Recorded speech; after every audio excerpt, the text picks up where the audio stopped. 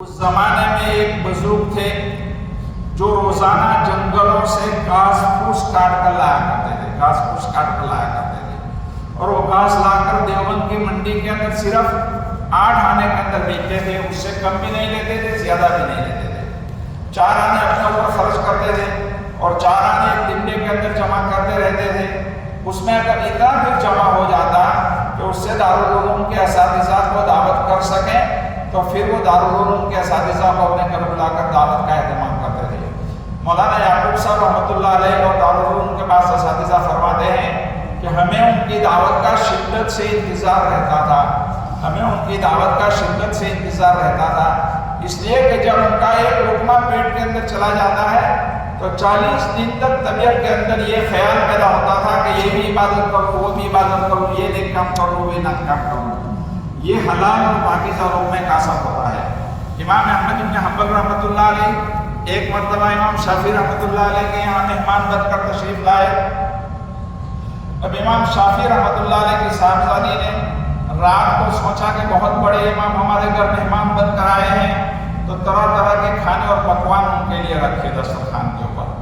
کھانا کھانے کے بعد صاحبزادی نے امام احمد بن حنبل رحمۃ اللہ علیہ جس کمرے کے اندر سونے والے تھے اس میں پانی کا لوٹا بھر کر کے رکھ دیا اور مصلی وغیرہ بھی رکھ دیا تاکہ امام احمد بن حنبل رحمۃ اللہ علیہ اس میں تہجد وغیرہ پڑھ سکیں۔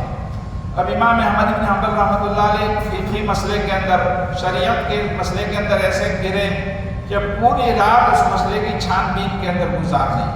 اب صبح ہوئی تو بیٹی نے دیکھا کہ وہ پانی کا لوٹا بھی ویسا بھرا پڑا ہے اور مصلی بھی اپنی جگہ پر ہے، ہٹا ہوا نہیں معلوم ہو رہا ہے۔ تو اپنے باپ کے سامنے کہا اس بیٹی نے، یہ کیسے آپ کے مولوی صاحب ہیں، امام صاحب ہیں کہ پوری رات کمرے کے اندر پڑے رہے، انہوں نے پانی بھی نہیں، انہوں نے وضو بھی نہیں کیا اور تہجد بھی نہیں پڑھی۔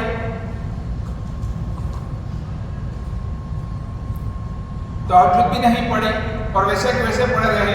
امام شافعی رحمۃ اللہ علیہ بھی حیران تو ہوئے تھوڑے کہ کیسی بات ہو گئی۔